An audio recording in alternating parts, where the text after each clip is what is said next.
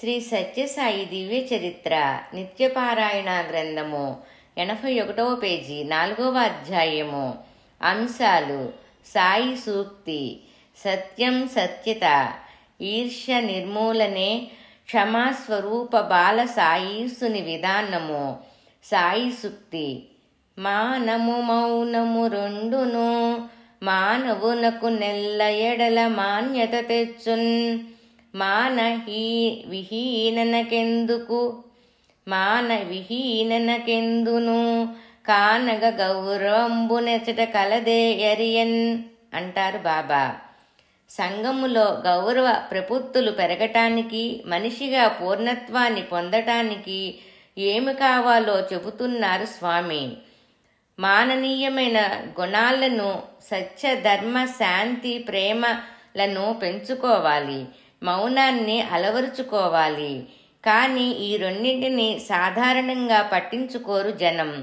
తక్కువగా అంచనా వేస్తారు. అది పొరపాటు. అవి ప్రతి వ్యక్తికి గౌరవ పురోగతులకు అతి ముఖ్యమని స్వామి ఉద్బోధ. ఈనాడు ప్రపంచ విఖ్యాతి పొందిన స్వామి బాల్యములో ఈ రెండు విలువలకు ఎంత ప్రాధాన్యత ఇచ్చారో తెలిపే సంఘటనలు తెలుసుకుందాం. సత్యం సత్యత కథ. సత్యసంధత భగవల్లక్షణాలలో మరొకటి. వారిది సార్థకనామం అదే సత్యం. స్వామివారి వయసు 13 సంవత్సరములు.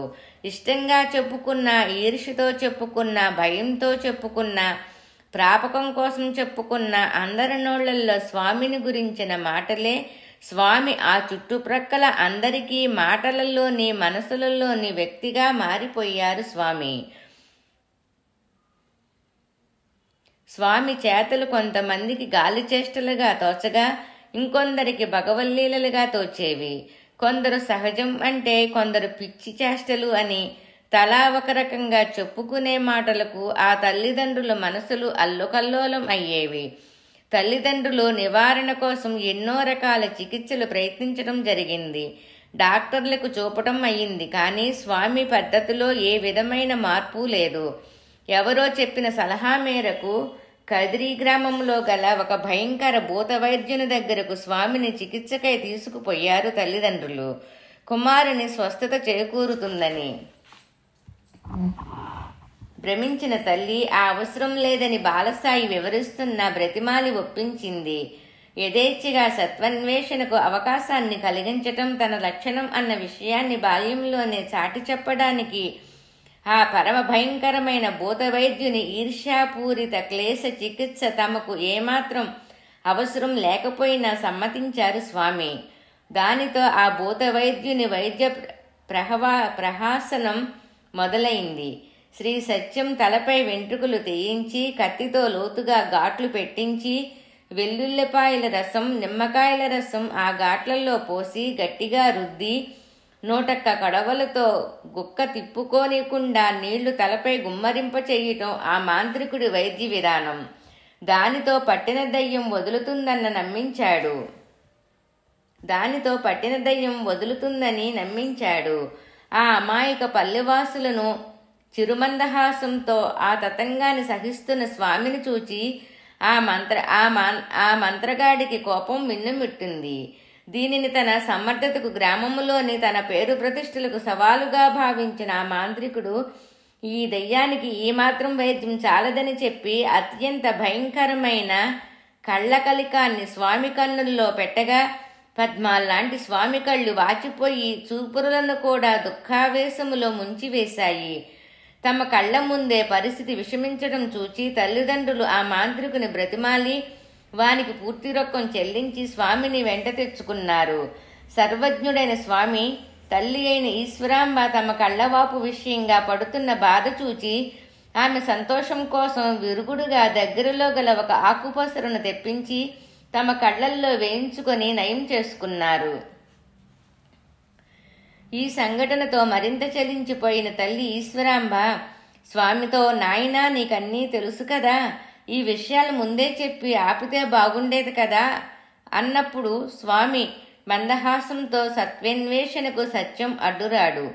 అని చెప్పిన సత్యస్య సత్యం అన్న సత్యసాయి ఆ భూతవైద్యునిపై ఏమాత్రం కోపగించని క్షమామూర్తి మన బాలసాయి.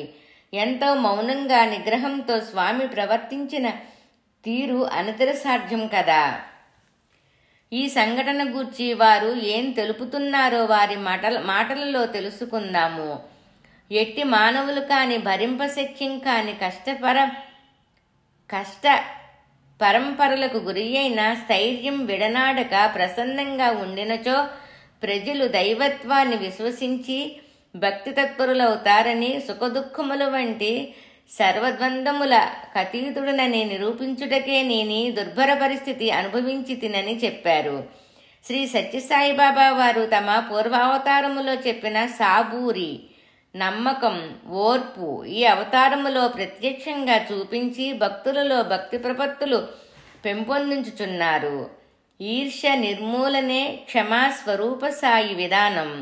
అరిషడ్వర్గాలు కామ, క్రోధ, లోభ, మోహ, మద మాత్సర్యాలు మానవునికి బద్ధశత్రువులు. వాటిని అదుపులో పెట్టుకోవడమే మానవత్వ వికాసనకు నాంది అని, వాటిలో అన్నిటికన్నా చివరిది తేలికగా జయించగల గుణం ఈర్ష్య, మాత్సర్యం అని స్వామి చెబుతారు. దాని స్వామి పిన్న వయస్సులోనే ఎలా ఆచరణాత్మకంగా చూపారో తెలిసే సంఘటన ఒకటి తెలుసుకుందాం. అవి స్వామి బాల్యపు రోజులు. స్వామికి అందుతున్న ఆదరణ అభిమానం చూచి ఈర్ష్యతో ఉడికిపోయిన వారు కూడా ఎంతోమంది ఉండేవారు. దీపం తన కాంతిని చుట్టూరా వ్యాపింపచేస్తున్నా దాని చుట్టూ సమీపంలో కీనీడ ఉన్నట్టుగా స్వామినామం సుదీర ప్రాంతాలకు కూడా ప్రాకిపోయి వారంతా నిత్య దర్శనాభిలాషులయ్యి స్వామి వద్దకు వస్తుంటే అది చూచి ఈర్ష్యపడేవారు కొందరు. స్వామిని భగవంతుడని వారందరూ కొలుస్తుంటే ఈ ఈర్ష్యాపరులకు బాధగా ఉండేది. ఈ ఈర్ష్యాద్వేషాలకు గురి అయ్యి ఉండబట్టలేని ఒక ఇల్లాలు స్వామి విషయం తేల్చేసుకోవాలనుకుంది. ఈ ఈర్ష్యాద్వేషాలకు గురి అయ్యి ఉండబట్టలేని ఒక ఇల్లాలు స్వామి విషయం తేల్చేసుకోవాలనుకుంది. దానికి తగనట్టు ఆలోచన చేసింది.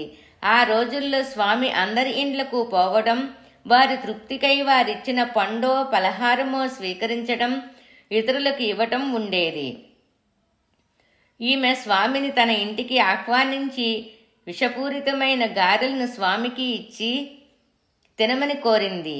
స్వామి భగవంతుడు కాని పక్షములో ఆ విషంతో అంతమైపోతాడు. దానితో సర్వం సరిపోతుందని ఆమె భావన.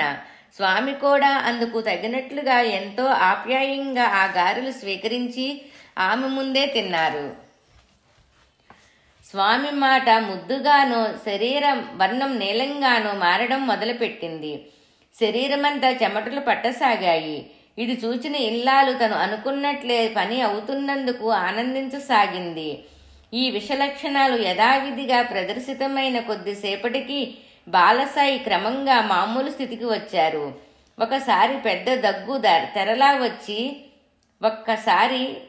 దగ్గు తెరలా వచ్చి ఆశ్చర్యకరంగా అంతకు ముందు వారు నమిలి మృంగిన గారెలు రెండూ చెక్కు చెదరకుండా పూర్ణరూపంతో వాటి నోటిలో నుండి క్రింద పడ్డాయి.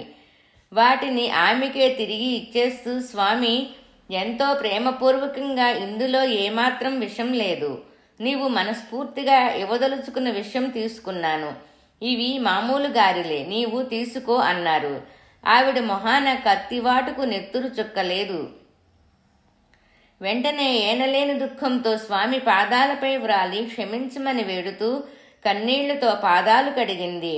పశ్చాత్తాపాన్ని మించినది లేదని, ఈర్ష్యాద్వేషాలు మనిషిని అధఃపాతాళానికి త్రొక్కివేస్తాయని, ఈర్ష్య ఆనందాన్ని నాశనం చేస్తుందని, దాన్ని వదలమని హితబోధ చేశారు క్షమారూపుడైన మన సాయి. తదాది ఆమె సంపూర్ణంగా మారిపోయి స్వామి భక్తురాలయ్యింది. శుద్ధ సత్య స్వరూపంచ నిర్మల స్ఫటికాకృతిం సతతోదారకం సర్వం సాయం వందే జగద్గురుం. ఓం శాంతి శాంతి శాంతి. శ్రీ సత్యసాయి దివ్య చరిత్ర 4వ అధ్యాయం సంపూర్ణం. 84వ పేజీ.